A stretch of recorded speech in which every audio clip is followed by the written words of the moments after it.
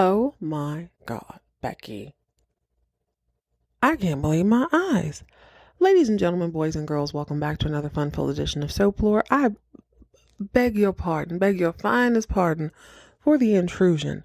We'll get to the intro maybe later, maybe not. I decided on a whim, okay, I'm going to go ahead and watch a little bit of Knots Landing today. Decided to watch it on my laptop while I sort out some other. See the name of the title, and I'm like, oh, okay, I think I know what this is about. This is probably a Ginger episode. We hadn't had a full Ginger Kitty episode since they had baby 2 names. I had planned to watch this from top to bottom and then review it, but I'm going to watch it in real time.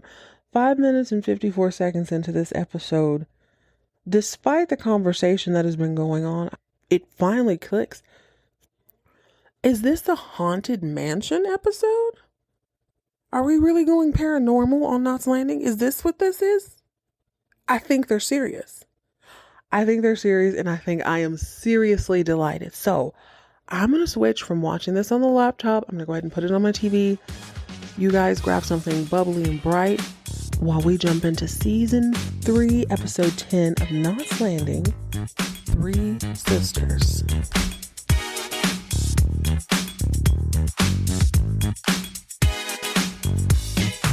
Alright, party people, welcome back to another fun-filled edition of Folklore. Usual warning in place. Be cool, be quiet, or you will be kicked out. Especially today because I need to get to the bottom of this.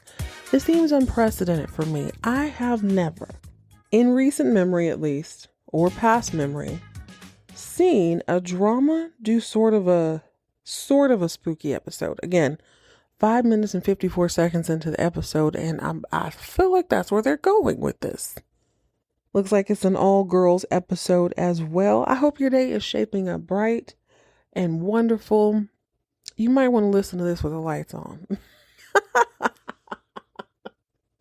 Actually, I doubt it. I like a good mystery. I like a little bit of suspense. So let me catch you up. The show opens in front of some house. Kind of a stucco-looking, pinky, peachy house. Very nice. It's not run down or anything. It does look like no one lives there. And the music it's not quite haunting. It's just some music. I had to rewind it back. I'm going to be honest because it didn't seem like it was important at the time. The girls are all out in front of the cul-de-sac. They're packing up for a trip. Lily Mae has a comically large picnic basket, just like Yogi Bear. And she's worried about the sandwich is spoiling.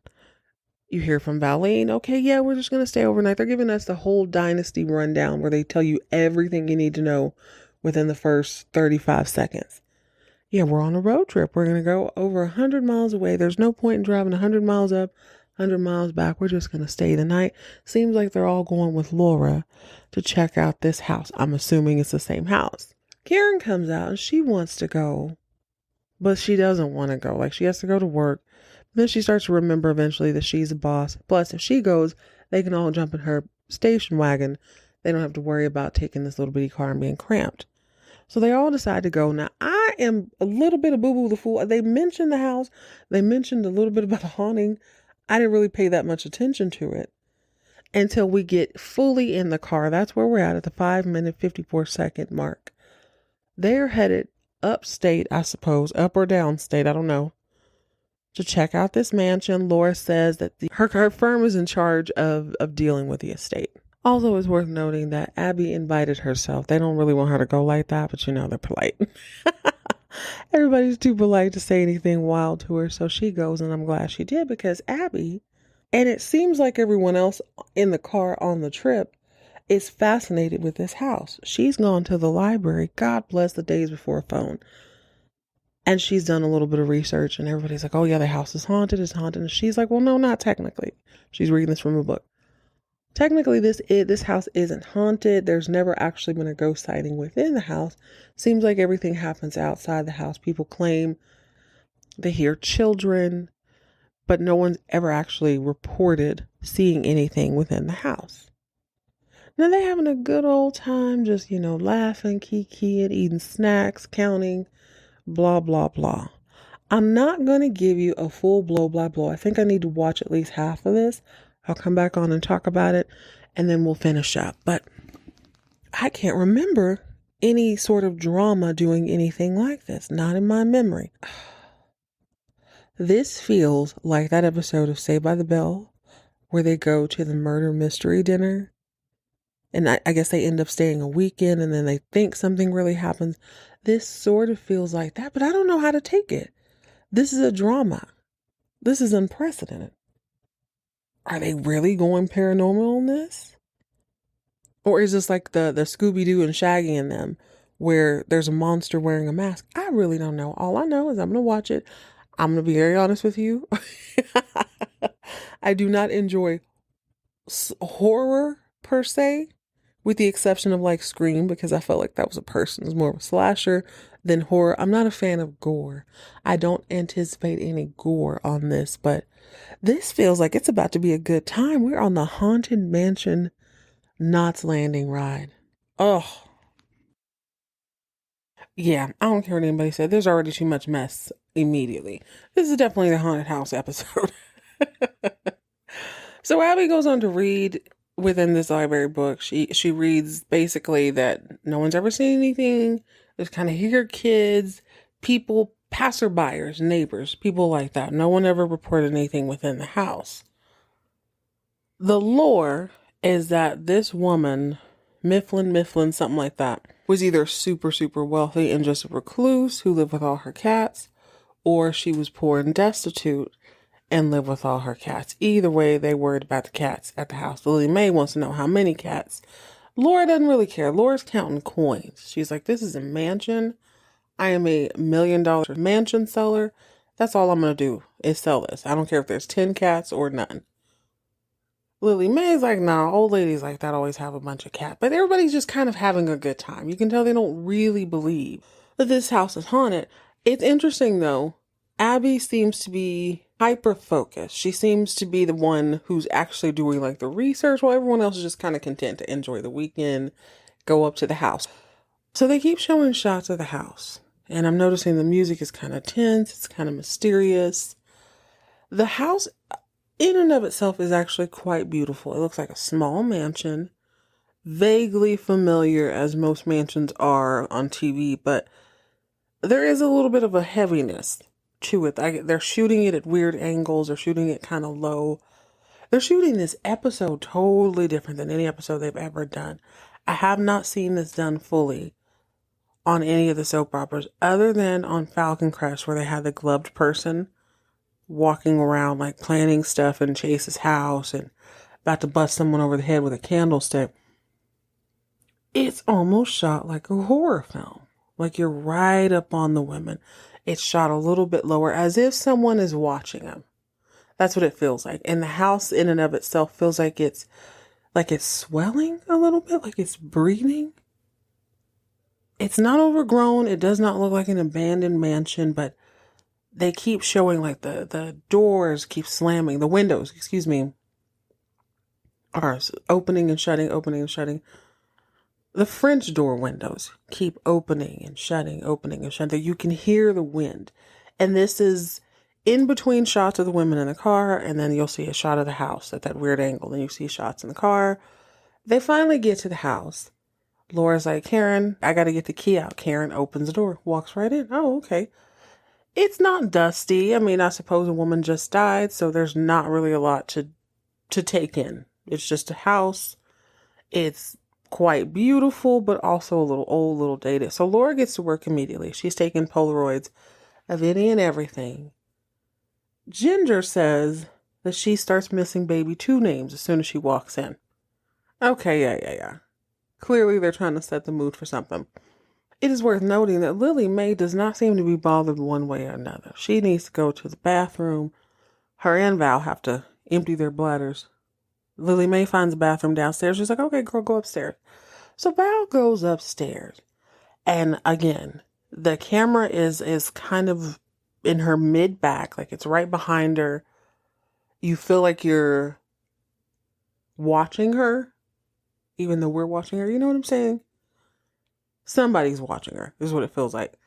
She gets up to the top. They take a picture of her, and then like a random breeze comes through. So I'm like, oh, okay. So these things could be a coincidence. Okay, maybe it's gusty. It's on top of the hills, have eyes. It's obviously out in the middle of nowhere. Maybe it's just a little more breezy up here. She finds an upstairs bedroom, opens it, and there's all these weird, like, statues throughout the house. There's a weird looking lion. She goes to the bathroom to handle her business. But when she tries to shut the window, or the French door window that keeps opening and shutting, she can't do it. Like, she reaches for the door and it's cold. Or the window, and she's like, oh my God, like, she's rubbing her hands together. It's cold. Then all of a sudden, the bathroom door will not allow her to leave. She's getting progressively more and more worried. Like, first it's, hey, y'all, can somebody let me out? Come on, somebody please. She's starting to panic a little bit.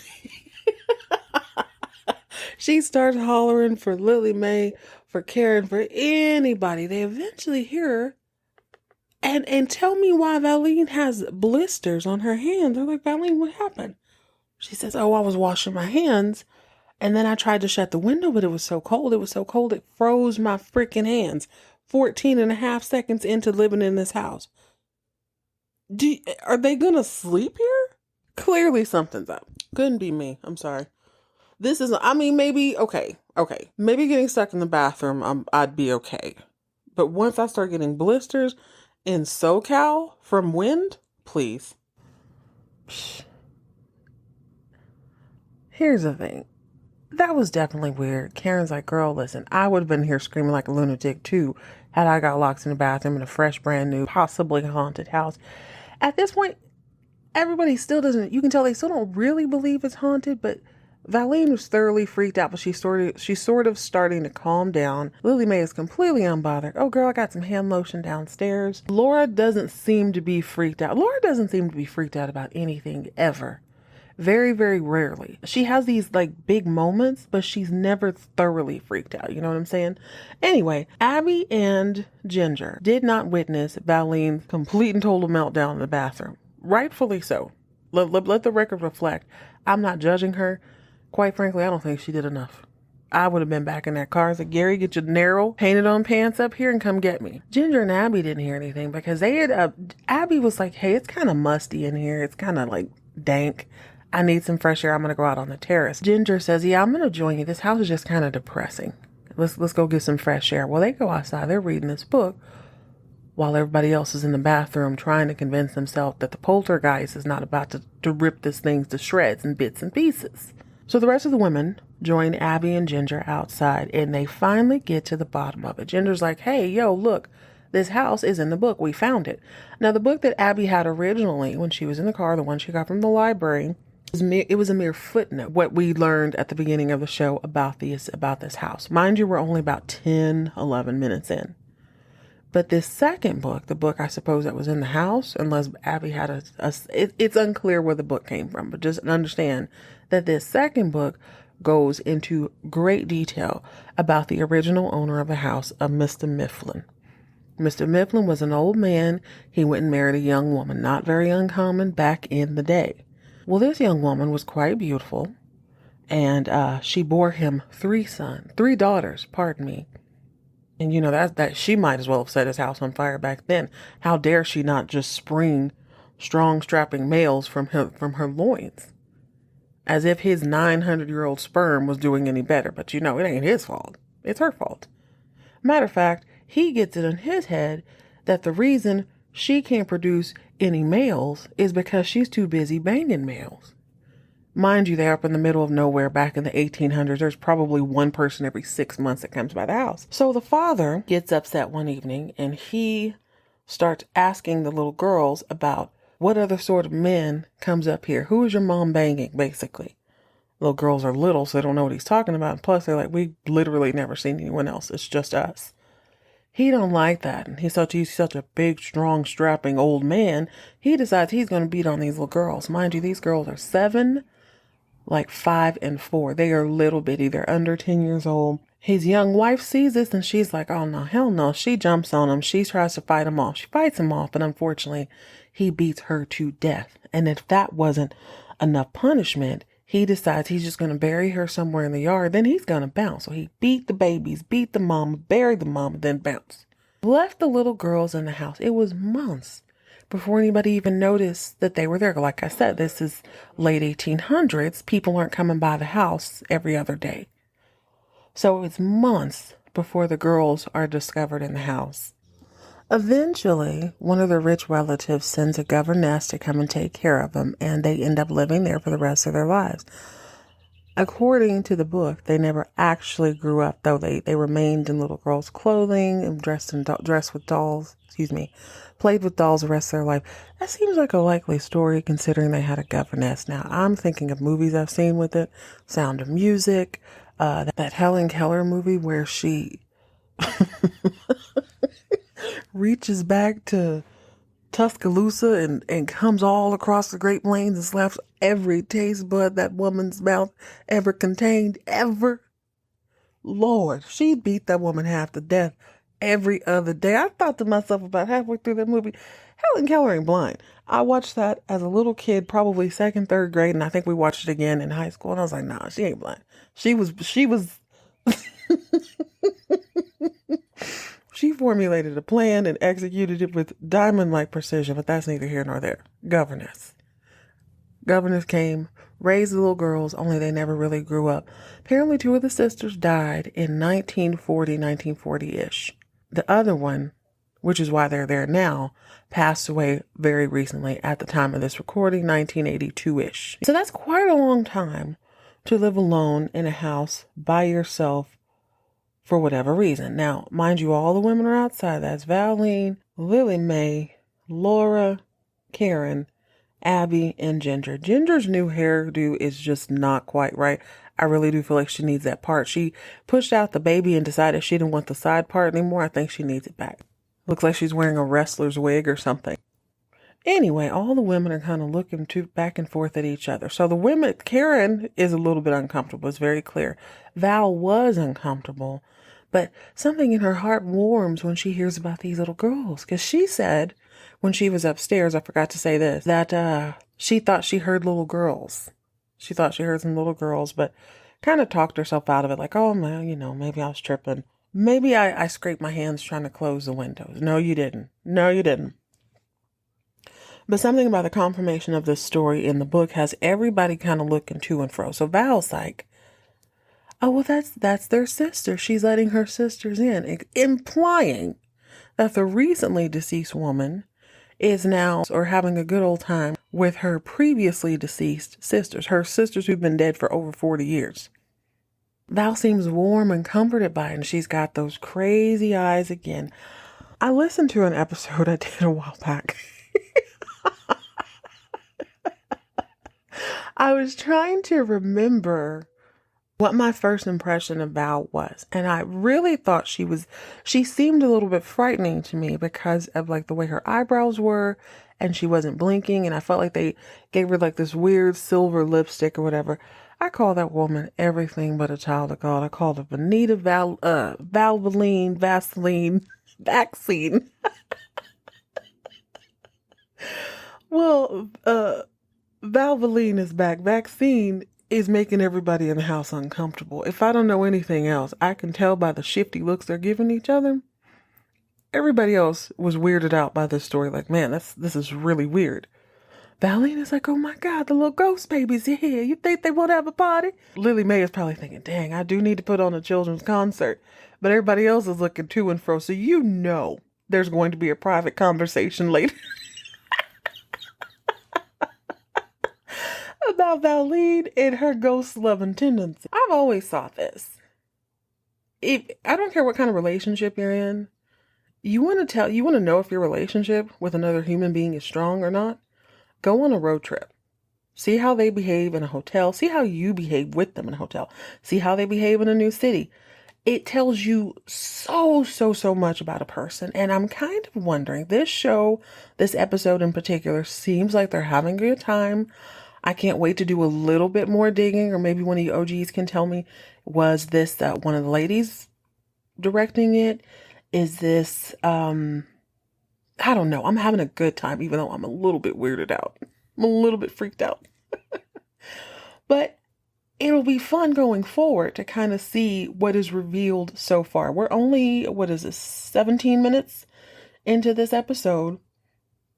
And right away, I'm like, okay. Abby seems to be very focused. She's studious. She's in the books. Laura is like, scared money don't make money. She don't care if 16 demigods and ghosts and goblins and ghouls and whoever else come crawling out the chimney. As long as they're gone by morning, so she can sign on the dotted line, get this commission. It is what it is. Scared money don't make money. Karen was cool. Seems like she was just about convinced that everything was going to be fine until she heard that story from Abby. Ginger looks like she's about to vomit, but she always kind of looks like she's about to vomit. Valene is giddy over the thought of ghost babies. Lily Mae is probably trying to working up a song.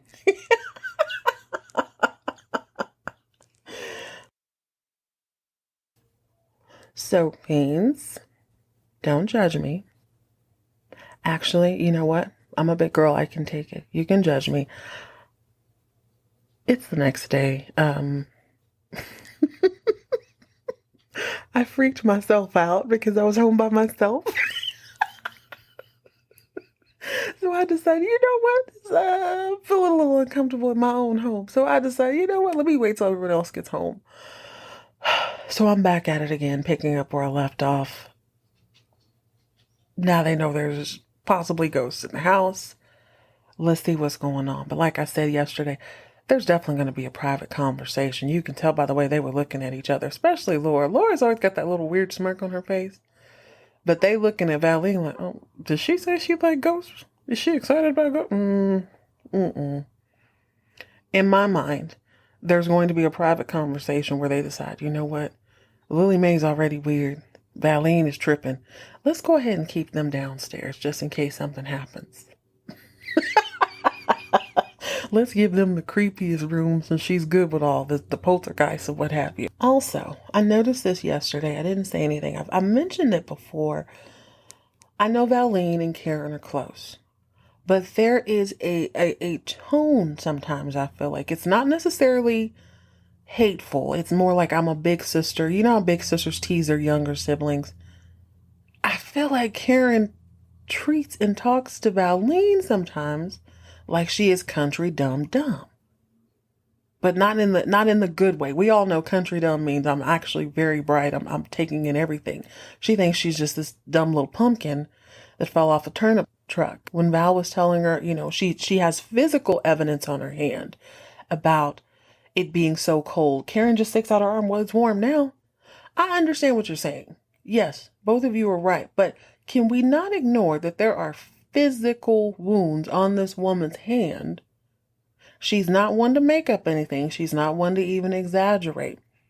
If she said, I was locked in this bathroom, I was hollering for you heifers, and neither one of y'all ran up here to help me, and my hands are physically damn near frozen somehow, I need you to take me a little bit more seriously. It could be one of those moments, though, where Karen's just like, okay, that's really freaky.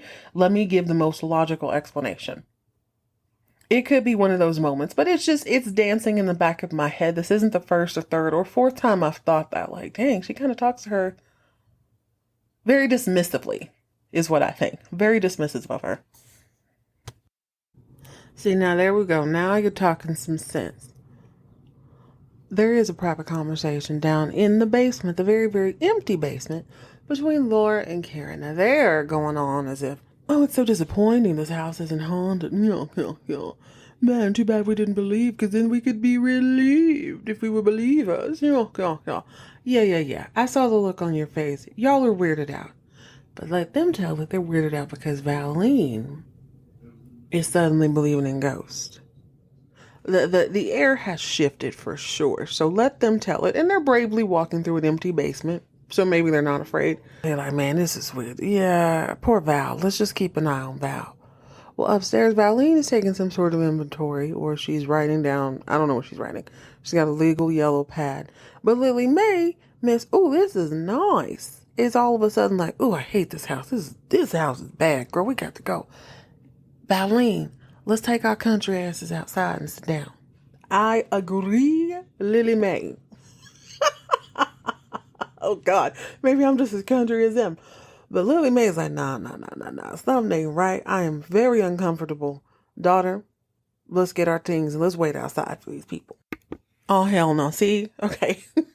I hope the kids are playing outside or out of sight. Y'all, I'm sorry, Auntie Jettis is going on one. They're going to make me turn this off today. I hate, people, party people. Listen to me good. Valene opens this ginormous, now that I think about it, I guess it's a record player, but I'm glad everybody's home, but they better be quiet. Valene opens his record player and it's playing the sort of music young women like myself had back in the day, and probably our moms, in the little jewelry boxes that you would wind up on the bottom. Little cardboard box. Sometimes it'd be like a ballerina or something like that in it. One time I had one and it was like I guess it was a nutcracker now that I think about it, but I was really disappointed it was a dude. I was like, this isn't cool. I don't want to, what am I doing with this? Anyway, it's playing this song. That sort of music, you know what I mean? Valene thoroughly creeped me the heck out. She's all wide. Listen, okay, let me gather my thoughts. And maybe I should have watched this all the way through. The acting, I have waxed poetic about this many, many times, but sometimes, specifically in this show, and there's a few others, you don't have to say anything. The way the actors are emoting, you feel and hear everything they're not saying. Valene is enchanted, but her enchantment it makes me uncomfortable. I don't know why, it just does. I'm a little on edge. I'm like, oh my God, there she go with that look in her eyes again. She ain't blinking. She looks like she's taken back to maybe being a little kid again. Lily Mae, who just said this house is diseased and they need to go outside and wait for the others, is looking at Valene with that same look like, okay, maybe it ain't the house. Maybe it's you, Valene. Maybe Valene, my own child. Good Lord, my own child is creeping me out. And that's the thing, like with houses, the thing that makes them creepy, or that makes any building seem creepy when it's empty, is that buildings were built for the sole purpose for human beings to kind of inhabit in some way. And when there's not real life there is something a little bit, I wouldn't say necessarily scary or negative, but it feels a little bit off, because this is supposed to house life. And when it doesn't, it makes it feel a little bit uncomfortable. There's all sorts of statues in this house. There's all sorts of terrible taxidermy. So there's things that mimic life, but there's not really any life in it. This music is creepy. This music is freaking me out. Then tell me why the next scene is those dolls. Oh, you know exactly what kind of dolls I'm talking about. I'm not talking about Cabbage Patch. I'm not talking about Barbie. We're talking about, say it with me, folks, the Victorian dolls, the porcelain dolls. One of those is fine. Two is, oh, that is lovely. Anybody who has a room full of those dolls, any kid, you name me one child who's not thoroughly freaked out upon entering that room, there's something off about it, because it is once again something that mimics something that is alive, but it's not. And there's something in that stillness that is so disturbing. I had to push stop. It's only 20 minutes. Let me fight my compulsions. Actually, I'm going to have somebody come in here and watch this with me. Which is so silly, because I know it's not going to be terrible, but I'm not a fan of 150 dolls. I'll have to tell you about my grandma's neighbor who had one. She used to get super drunk and she would argue with her husband, and they lived in this sort of pea green, no, more of like a fluorescent, right before color becomes fluorescent or neon. It was like on the cusp. The stucco house, just square stucco and that bright green, and they had this really sort of cool porch. Clearly, they had not redecorated their home since the 60s. Now, I enjoyed this woman. I liked talking to her. I thought she was pretty cool. But you go into her house, and you could see it from the front door. There was a crushed velvet couch, like a deep burgundy. She had deep burgundy drapes and like those 60s sort of amber glass lamps with the long chain, you know, the ones that hung from the ceiling and whatnot. But their couch was covered with, no lie, 50 of those little, like they were smaller porcelain dolls. They used to freak me the hell out. And I was a kid. I wanted to play with dolls. That was too much. I was like, Lord, give me them plastic dolls immediately. I can't deal with the porcelain. It is beyond freaky. And you know what? Abby plays too damn much. Okay, I'm gonna fight for my life here. Girl, Abby's gonna end up in a chokehold by the end of this episode. Keep playing if you want to. Lily Mae's freaked out downstairs. Ginger's sitting in the room with this terrible new hairdo, damn near rocking back and forth, looking at all these creepy dolls. She's like, "You think they slept in here together?" And I was like, "Well, I mean, probably." It's creepy. Terrible felt stuffed animals, terrible porcelain dolls. It is very, very creepy. Blah, blah, blah. Karen goes over to the shelf. She's like, "Yeah, I'm going to get out of here. I've seen enough. Tell me why all the dolls fall off the shelf." And there's just one hideous, like corkscrew wooden doll or something. Probably some sort of hoodoo mask at some point. It's just chilling by itself. And then you see a hand snatch it back. Y'all, I like to faint it. I like to faint it. Now I'm talking like a 60-year-old Southern woman. Abby's country ass comes sauntering back from behind. Why are there curtains in this room? I'm thinking about this now. It's as if the wall was a curtain. She's like, "Oh, I couldn't resist." Abby, you're going to end up in the trunk if you don't quit playing. I forgot that car didn't have a trunk. It has a back seat. R.I.P. to Abby's hips. She had to ride in the very, very way back. I've never been in the back of a station wagon, but I have sat on a wheel well of a truck or a painting van or painter van. It sucked real, real bad. I can only imagine how painful that was for, 100 miles takes about 2 hours to drive. Ugh. Anyway, they're about to leave the house. Laura insists on taking a picture. The girls start lining up. Val looks up. She sees 3, and I do mean 3, blonde-haired little girls, all about the same age. And I'm like, well, weren't they a little bit? That's irrelevant. She sees them. She didn't say a word. Val is slowly, I know I said there'd be a conversation. I didn't think the conversation would have that much validity. Yes, it's all fun and games. Val likes ghost babies. Val likes ghost babies. Val wants to keep the ghost babies. So they go and get in the car, and guess what happens? You know what happens if you've ever seen any horror movie ever in life at any point in history, ever. Nothing works. It won't even turn over. And I'm thinking, Karen, why is it taking you 45 minutes to put the daggone key in the ignition? I thought maybe she put her house key in it. No, nothing works. Everybody is thoroughly freaked out. Ginger's scared. Lily Mae scared. Valene is not. Abby's just like, damn, I'm hungry. So they end up going back into the house. And of course, the phone doesn't work. The lights are on, but the phone doesn't work. Val is slowly given that look. I hope you guys are watching this. Remember, you can jump on Amazon Prime at any time. I actually think some of Knots Landing is on YouTube. I think it might be. Maybe not the full episodes. I don't know. But figure out how to watch this. Borrow somebody's password. Do something. You got to see this one.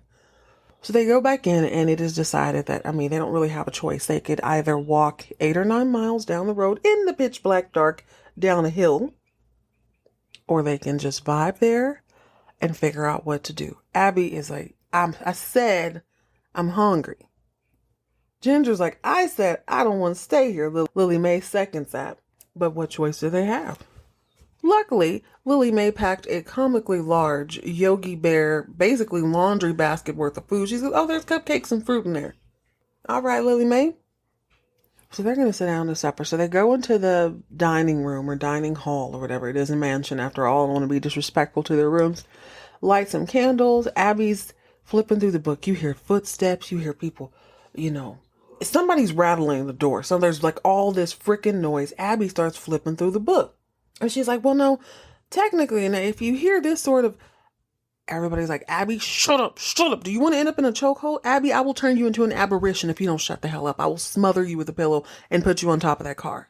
Do you want to be Ghost Abby or do you want to be Breathing Abby? Stop reading, more seducing, do something else. Every time you read a book or calculate numbers, something goes amok. Abby's like, all right, cool, fine, whatever. I'll sit here. But only she doesn't. The door starts like jingling. Somebody's like trying to get in the door. She's had enough of this bull. She snatches the door open. Tell me why some weirdo, Jack Nicholson's nephew or great uncle, dressed as a lumberjack, comes bursting in quietly. I guess he's not bursting in. He comes in and he's just all he really showed up to do was say, well, why are you here tonight? They're like, who are you? I'm the groundskeeper. I take care of this place. Why was the door unlocked today? Doesn't matter. Can you give us a ride? I'm on foot. Will the neighbors give us a ride? I mean, what, can you help us? They're not going to come up here. Nobody comes up here unless they're stupid. Why are you here? Because I'm stupid. Okay, sir, you got to go. You are good and creepy for absolutely no reason. You have got to go. He looks at Karen. Everybody wants a piece of Karen. Remember when JR wanted her to? He's like, well, I could stay the night if you want.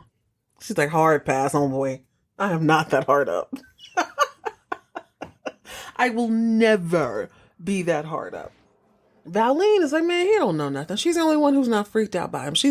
Hell, he might be a ghost at this point.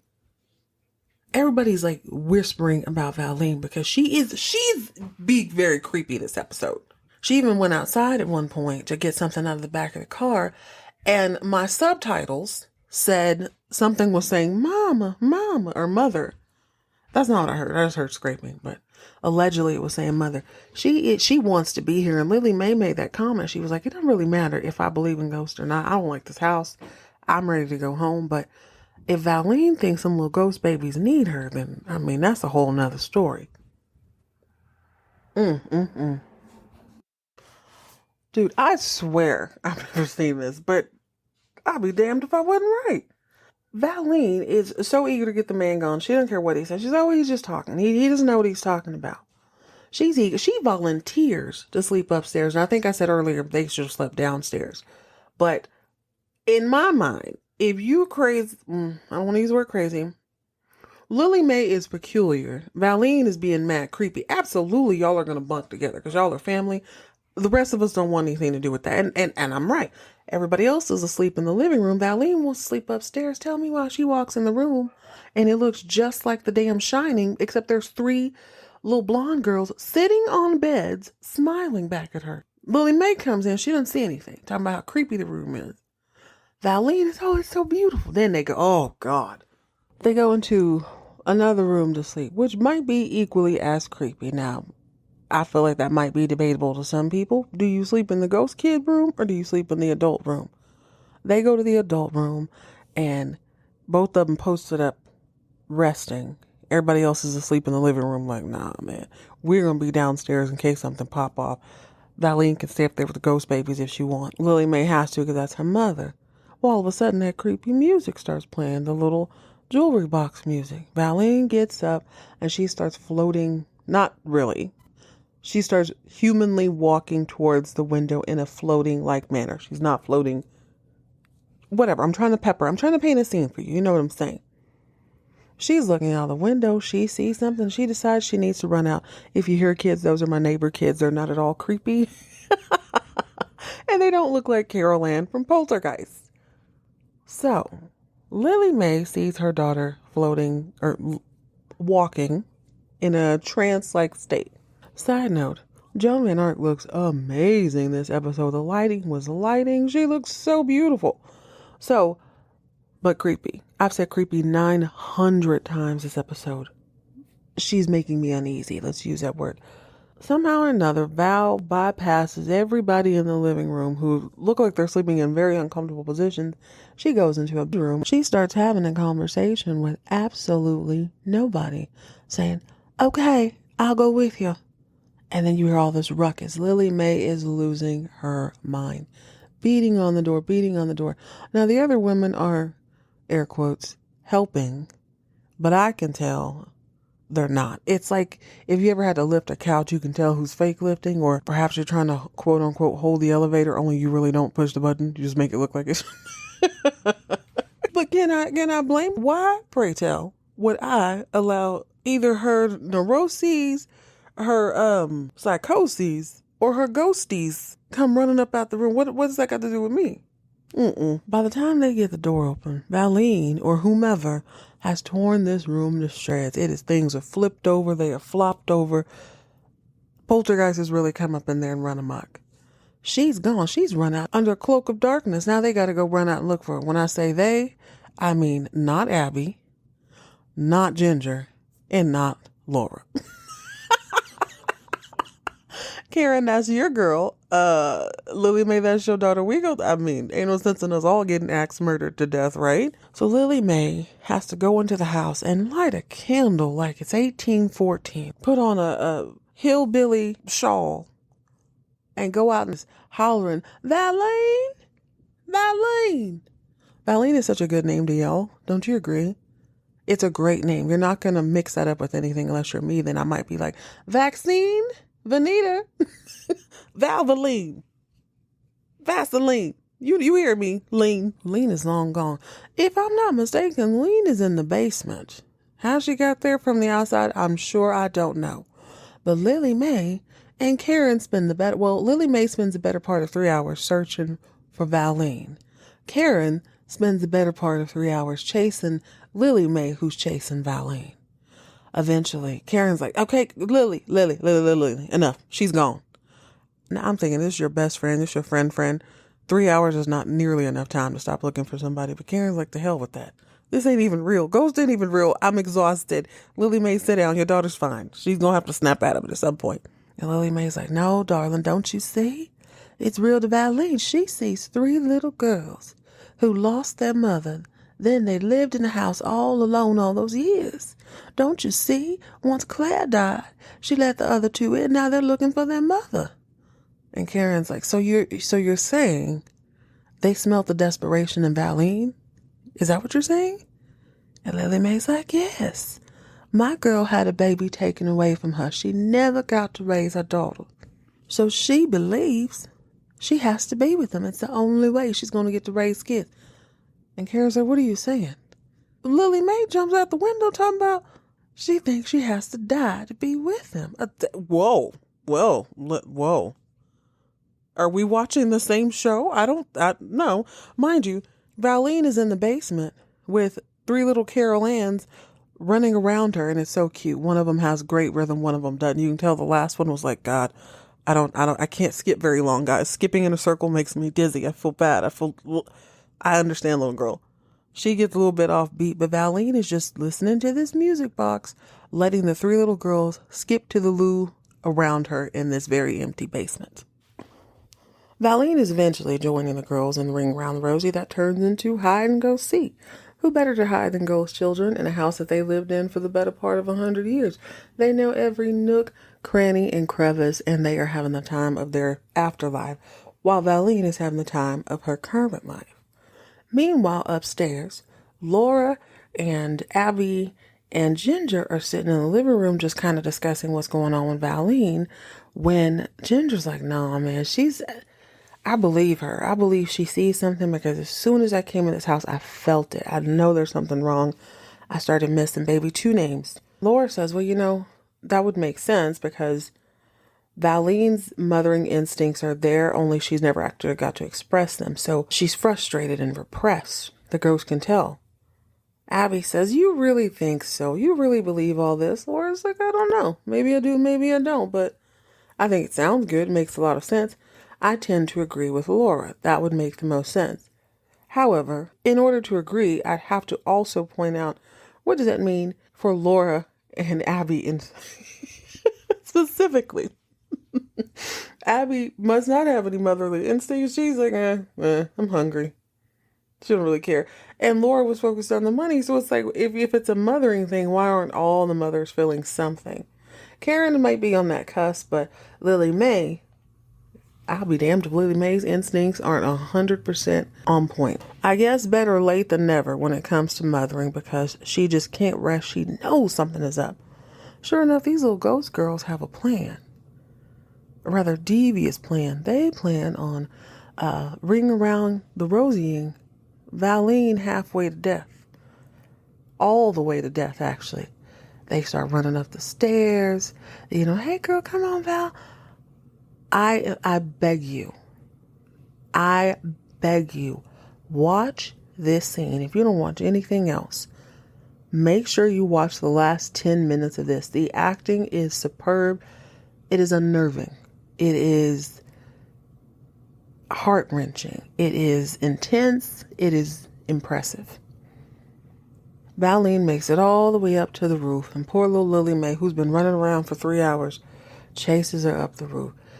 The three little Carol Anns are on the ground. At one point, they open the door. They're like hiding above the staircase, and they open the door, and the look on their face is very disturbing. They get up to the roof. Lily Mae is able to pull a rabbit out of a hat, convince Valene not to take a flying leap off the side. This is not the place for a swan dive, my love.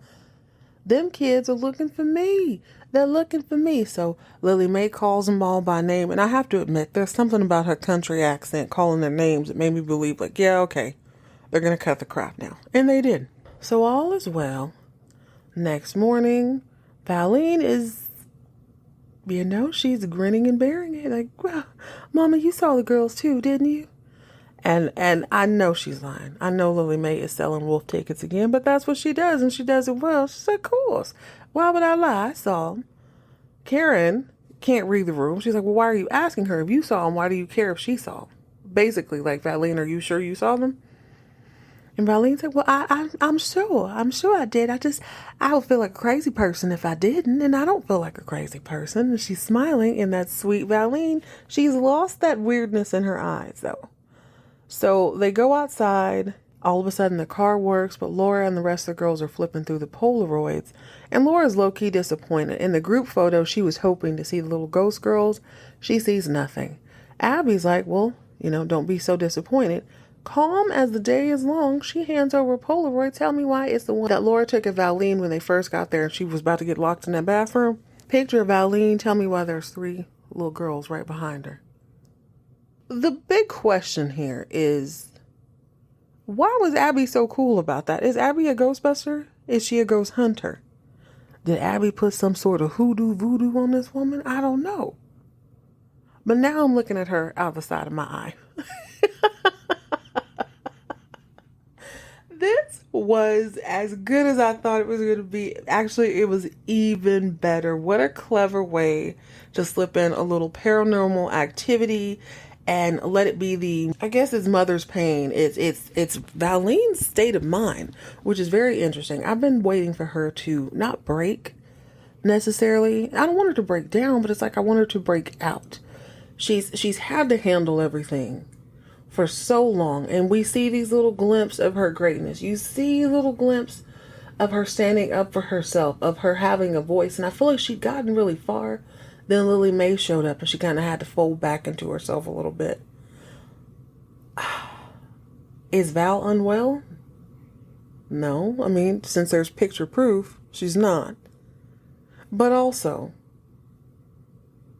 that void is a very, very dangerous void. It pushed her to the limit. She almost took a swan dive off the side of a haunted mansion.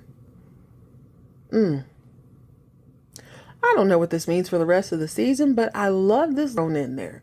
I was a little bit nervous that by episodes end, they would have found absolutely nothing, and then Val would have to carry the scar of being like, y'all remember that time Val went crazy and we went on that road trip?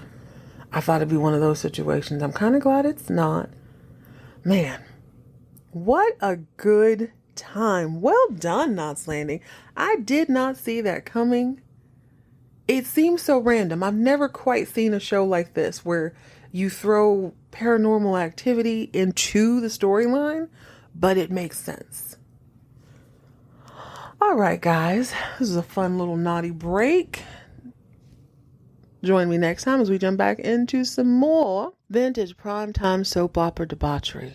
In the meantime and between time, if you get locked in a bathroom and ice comes through the window, all you need to see ever again is your booty and your elbows. That's country for saying you need to just start breaking out running. You need to run. Stay hydrated, stay moisturized, don't get haunted. Mind your business, especially in a haunted house, and keep all of your drama on TV.